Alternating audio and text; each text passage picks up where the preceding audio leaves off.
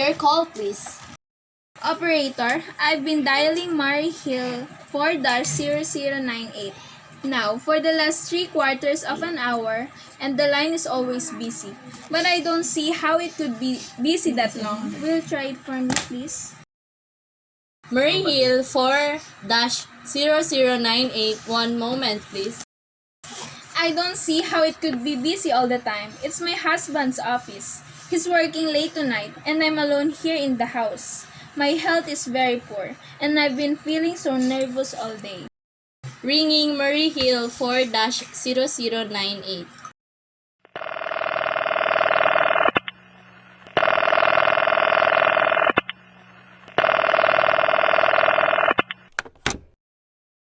Hello. Hello? Hello?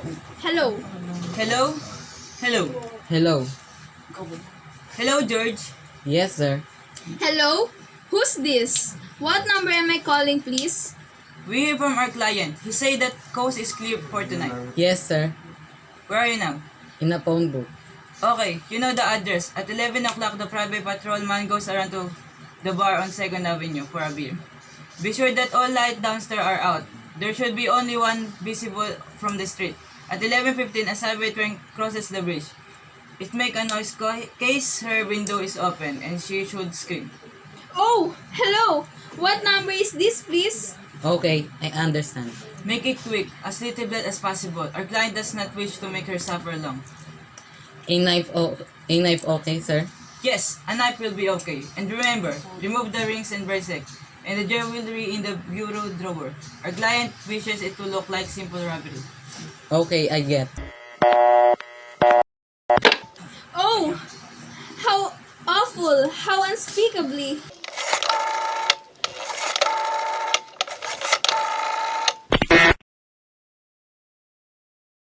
Why? It was supposed to be Murray Hill 4-0098, but it wasn't. Some wires must have crossed. I was cut into a wrong number, and I've just heard the most dreadful thing. A murder! And, operator, you'll simply have to retrace that call at once. I beg your pardon, madam. I don't quite. Oh, I know it was a wrong number, and I had no business listening. But these two men, they were cold-blooded fiends. Some poor innocent woman who was all alone in a house near a bridge. And we've got to stop them. We've got to.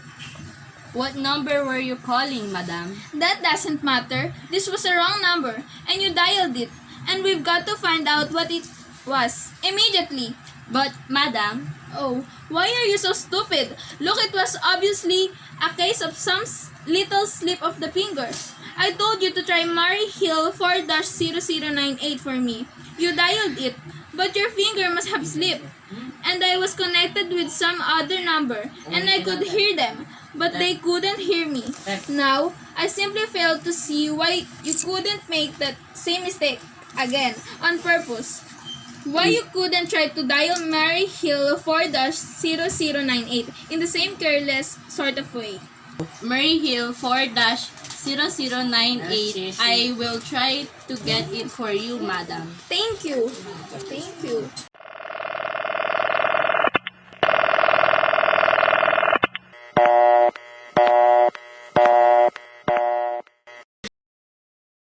I'm sorry. Murray Hill 4-0098 is busy.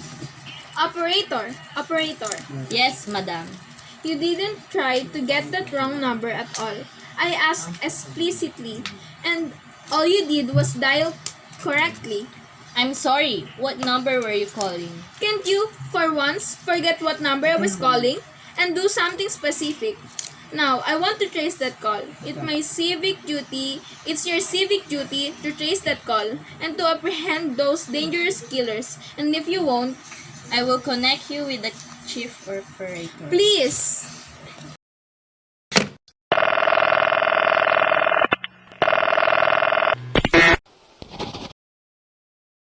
is the chief operator. Chief Operator, I want you to trace a call, a telephone call, immediately. I don't know where it came from or who was making it, but it's obviously necessary that it be tracked down because it was about a murder. Yes, a terrible, cold-blooded murder of a poor innocent woman tonight at 11:15. I see.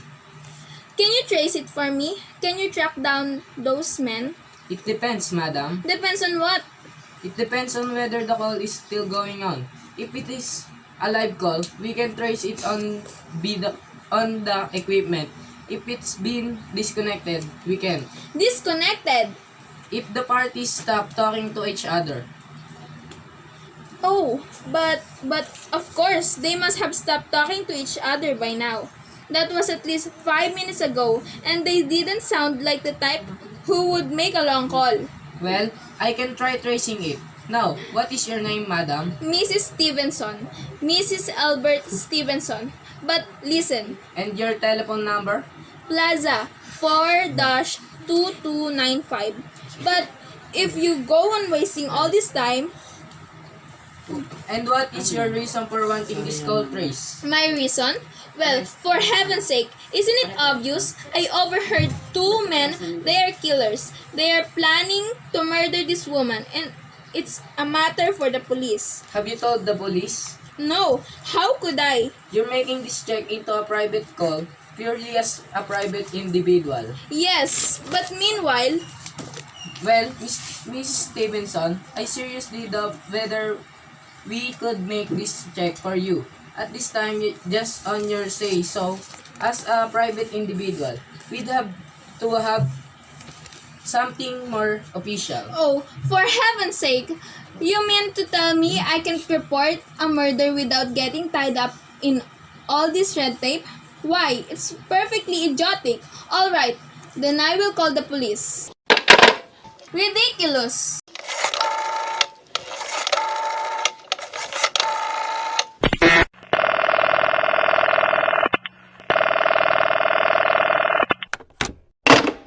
Your call, please. The police department, please. Ringing the police department.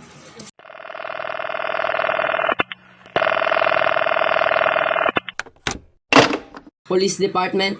Precinct 43, Duffy speaking. Police department. Oh, this is Miss Stevenson, Mrs. Albert Smith Stevenson of 53 North Sutton Place. I'm calling to report a murder.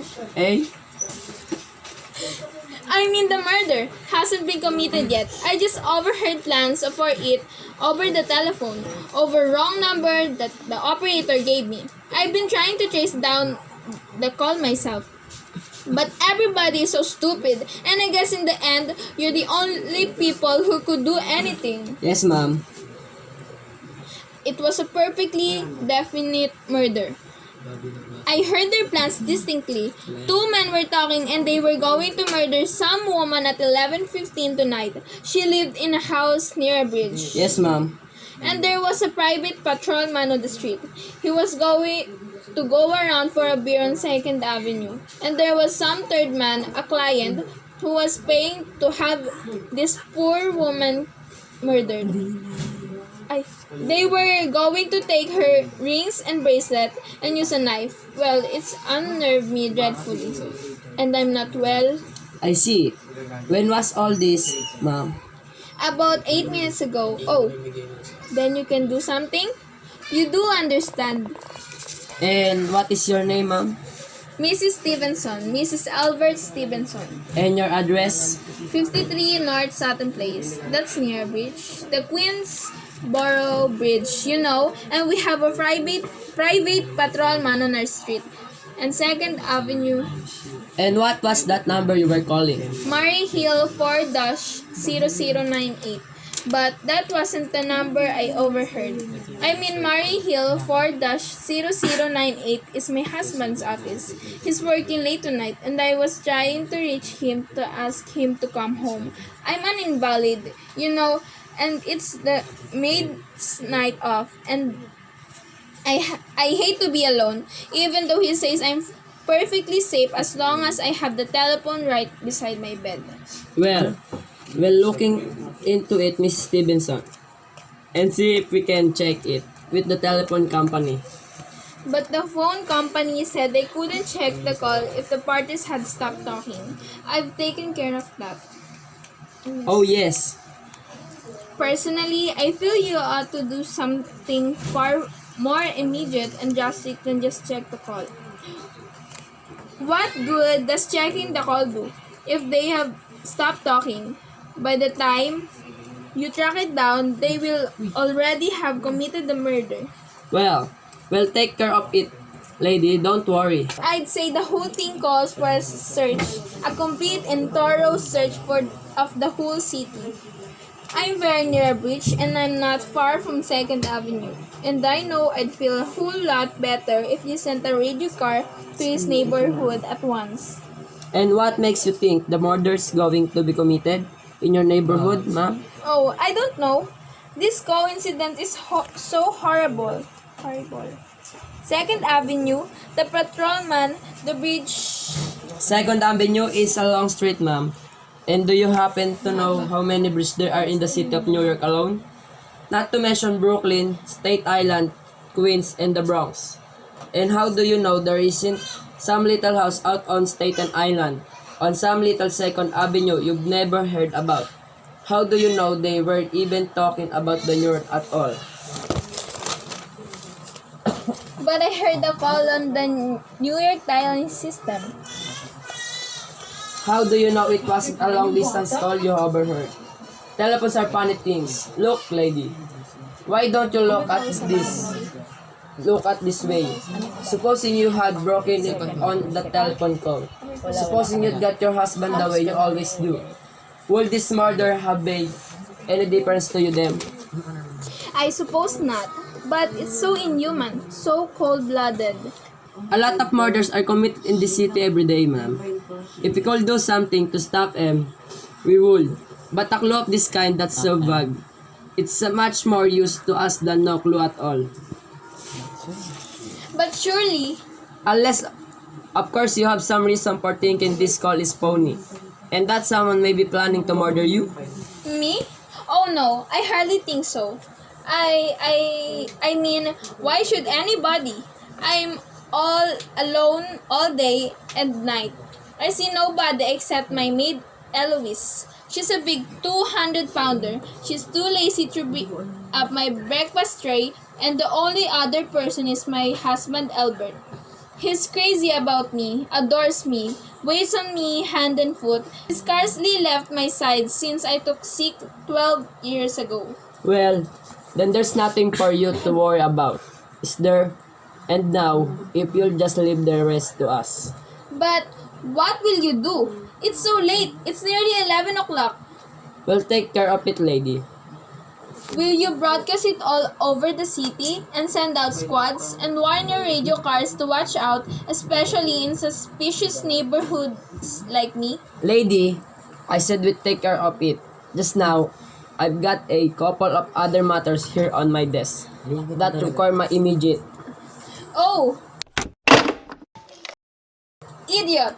Now, why did I do that? Now he'll think I am a fool? Oh, why doesn't Albert come home? Why doesn't he?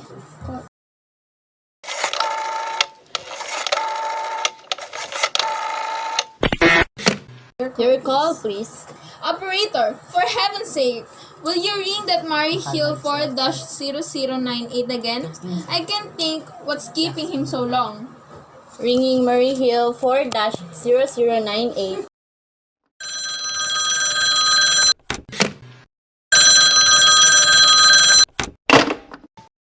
The line is busy. Shall I? I can't hear you. I can't hear it. You don't have to tell me. I know it's busy. If I could only get out of this bed for a little while. If I could get a breath of fresh air or just lean out the window and see the street. Hello? Albert? Hello? Hello? Hello? Oh, what's the matter with this phone? Hello? Hello? Hello? Hello? Oh, for heaven's sake. Who is this? Hello, hello, hello.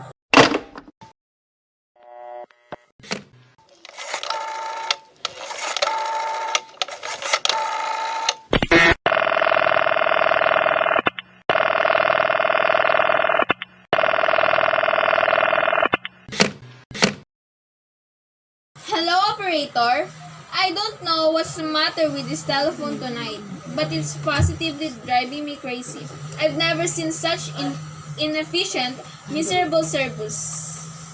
Now, look, I'm an invalid and very nervous and I'm not supposed to be annoyed. But if this keeps on much longer, What seems to be trouble, madam? well, everything's wrong. The whole world could be murdered for all you people care. And now, my phone keeps ringing. Yes, madam. Ringing and ringing and ringing every 5 seconds or so. And when I pick it up, there's no one there. I'm sorry, madam. If you will hang up, I will test it for you. I don't want you to test it for me. I want you to put through that call, whatever it is, at once. I am afraid that is not possible, madam. Not possible? And why? May I ask? The system is automatic, madam. If someone is trying to dial your number, there is no way to check whether the calling is coming through the system or not, unless the person who trying to reach your complains to his particular operator. Well, of all the stupid, complicated, and meanwhile, I've got to sit here in my bed, suffering every time that phone rings, imagining everything. I will try to check it for you, madam. Check it! Check it! That's all anybody can do. Of all the stupid, idiotic. Oh, what's the use? Hello? Hello? Stop ringing. Do you hear me? Answer me. What do you want? Do you realize you're driving me crazy? Stark, staring. Hello? Is this Plaza 4-2295? Yes, yes. This is Plaza 42295. This is Western Union. I have a telegram here to Mrs. Elbert Stevenson. Is there anyone there to receive the message? I am Mrs. Stevenson. The telegram is as follows. Mrs. Albert Stevenson, 53 North Sutton Place, New York, New York. Darling, terribly sorry. Tried to get you for last hour, but line busy. Leaving for Boston 11 p.m. tonight on urgent business. Back tomorrow afternoon. Keep happy. Love. Signed, Albert. Oh no! This is all, madam. Do you wish us to deliver a copy of the message? No, no. Thank you. Thank you, madam. Good night. Good night. No, no. It isn't true. He couldn't do it. Not when he knows I'll be all alone. It's some trick. Some fiendish.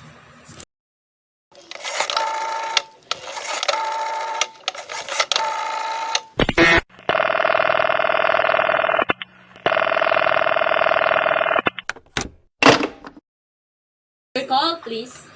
Operator, try that Murray Hill 4-0098. Number for me just once more, please. Ringing Murray Hill 4-0098.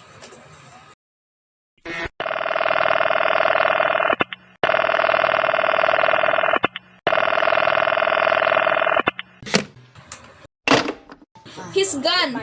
Oh, Albert, how could you? How could you? But I can't be alone tonight. I can't. If I'm alone one more second and I don't care what he says or what the expense is, I'm a sick woman. I'm entitled.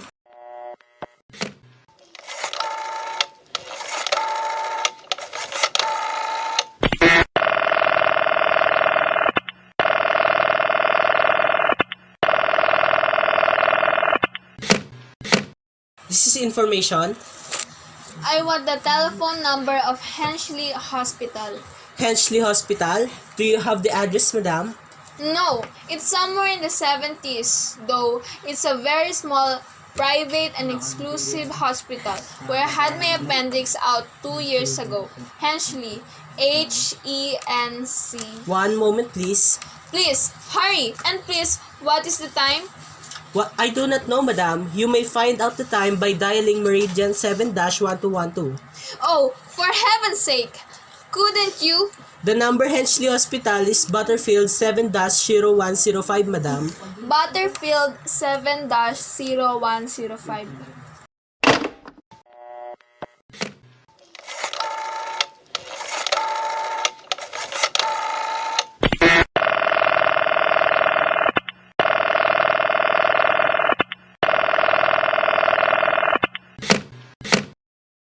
Hensley Hospital, good evening. Nurses Registry. Who was it you? Wish to speak, please? I want the nurses registry at once. I want a trained nurse. I want to hire her immediately for the night. I see. And what is the nature of the case, madam? Nerves. I'm very nervous. I need soothing and companionship. My husband and away. And Have you been recommended to us by any doctor in particular, madam? no, but I really don't see why all this catechizing is necessary. I want a trained nurse. I was a patient in your hospital 2 years ago. And after all, I do expect to pay this person.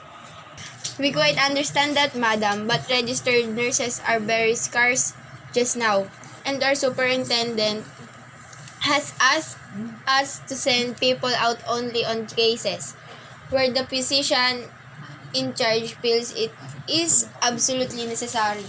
Well, it is absolutely necessary. I'm a sick woman. I am very upset. Very. I'm alone in this house and I'm an invalid, and tonight I overheard a telephone conversation that upset me dreadfully about a murder. A poor woman who was going to be murdered at 11:15 tonight. In fact, if someone doesn't come at once, I'm afraid I'll go out of my mind. I see. Well, I'll speak to Miss Phillips as soon as she comes in. And what is your name, madam? Miss Phillips, and when do you expect her in? I really don't know, madam. She went out to supper at 11 o'clock. 11 o'clock, but it's not 11 yet. Oh, my clock has stopped. I thought it was running down. What time is it? Just 14 minutes past 11. What's that? What was what, madam?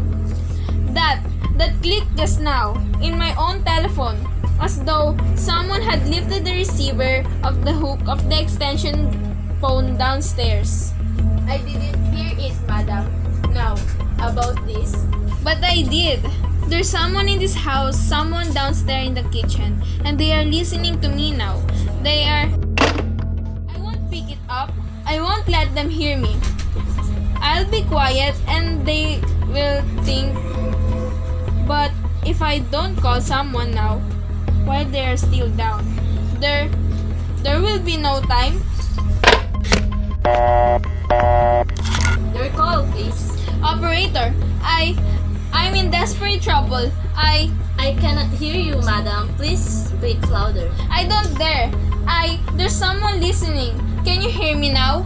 Your call, please. What number are you calling, madam? You've got to hear me. Oh, please. You've got to help me. There's someone in this house. Someone is going to murder me. And you've got to get in touch with the... Oh, there it is. He's put it down. He's put down the extension. He's coming. He's coming up the stairs. Give me the police department. The police. Ringing the police department.